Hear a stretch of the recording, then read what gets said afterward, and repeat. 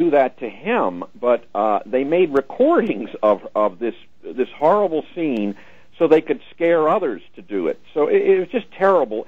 Patton hated the Russians. He called them Mongolians. He a scourge that he couldn't stand, and he'd seen it countless times when the Russians took over. And what made him more mad was that after we had fought so badly, so hard, and he at many times was stopped from beating the Germans. That's another story. Yes. But he had been stopped and stopped and stopped, and he was stopped from going in and taking Berlin, which would have stopped possibly the whole Cold War. He wanted to go on and fight the Russians and push them all the way back to their own borders. He was stopped all the time, and he was constantly thwarted by that. And he knew this. He'd seen what they'd done. When they came into Berlin, they just raped and pillaged. I mean, it was a badge of honor, and Stalin encouraged it. It was revenge for what the Germans had done in Russia. Well, one of the most halting parts of your book, Target Patton, is you make a reference. People don't have any idea, but tens of thousands, possibly hundreds of thousands of German women had committed suicide in order to avoid being raped and killed. They knew they were going to get killed anyway. But there were surviving German women, innocent German women, that had gotten through the rape, the multiple rapes. A lot of times they would have their I can hardly say this, and forgive me, audience, but their cheeks were gone, Bob. This is true.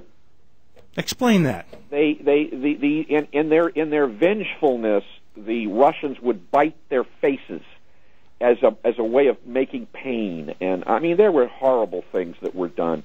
War is the devil's playground. It is where the devil laughs and plays, and the most horrible things imaginable happen, and that's what happened there.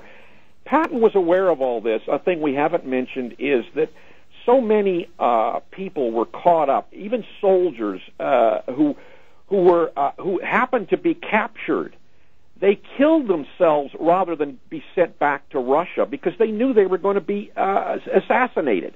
That was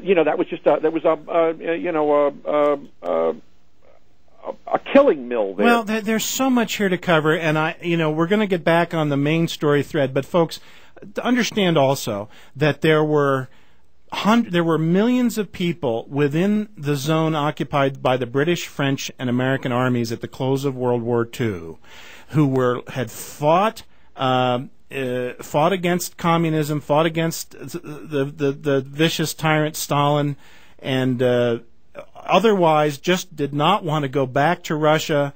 Millions of Russians and Ukrainians who were lobbying for refuge in the West, people who were of the highest value to us, really, if we were acting as if we had real Americans running our operation over there.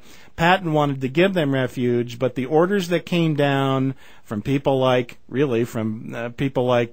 Henry Morgenthau ultimately, and then Franklin Roosevelt, were for people like Patton, who understood that those Russians and Ukrainians were fantastic patriots, most of them.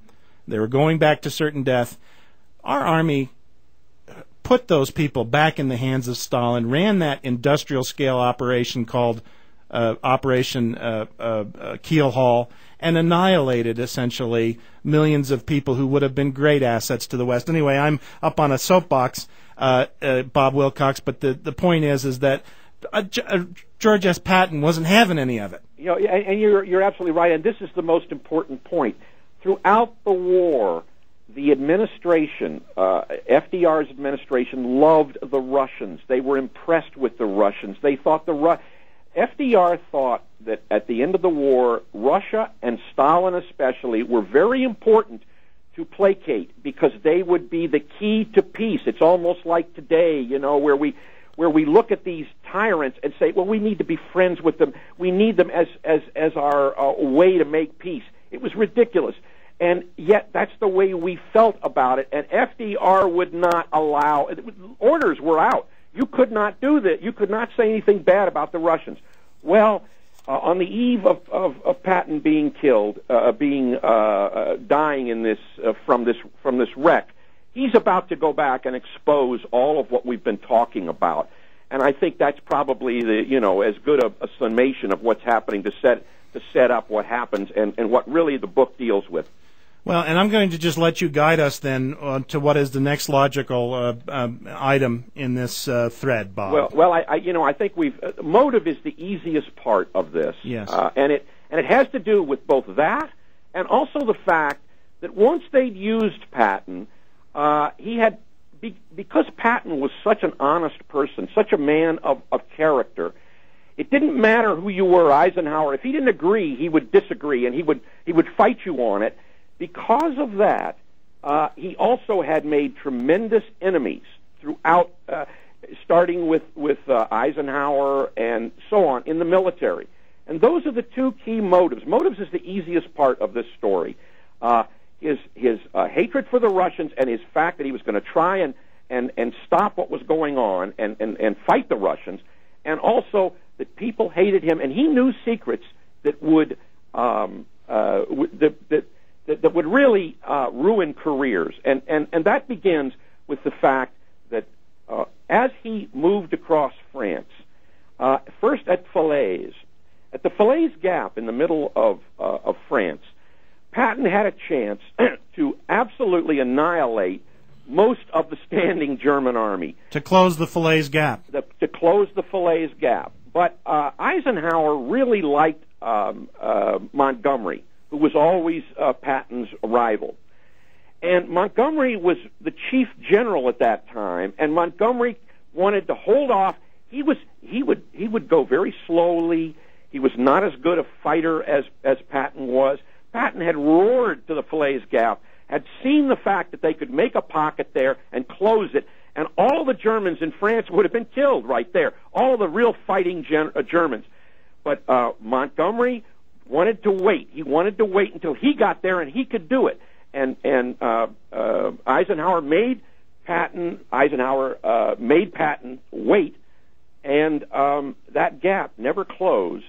And those Germans streamed out of it. And they're the same ones who came back and hit us at the Battle of the Bulge. Well, which was the greatest loss of life of American servicemen in any given any single battle in World War II, as I recall. Absolutely. My family had a personal interest in what George Patton wanted to do, because my 19-year-old uncle at the time who was in communications.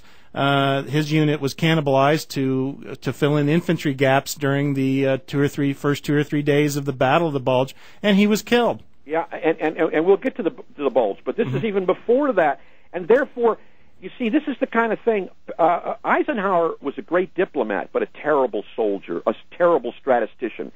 He didn't force that closing of that gap. That could have saved the war could have been almost over at that point. That's right. So Patton says, well, so what? Patton's a very loyal man, and he said, so what? I'm rolling, and so he went on, and he literally did the quickest battle from one side of France to the other, pushing these Germans out, and he got them right to the same ones who had gotten through the Falaise Gap. He chased them right out to the German border, and he was going to annihilate them, and the Germans will tell you themselves, at that point, they were absolutely in disarray. Patton could have won the war in probably September of '44, when he was right there at the border of France and Germany, ready to annihilate those same Germans who had gotten through the Falaise. And what happened? Eisenhower stopped them again, because they had this plan with Montgomery, the bridge too far, and the invasion into Holland. Bob, there's our hard break again. No getting around it.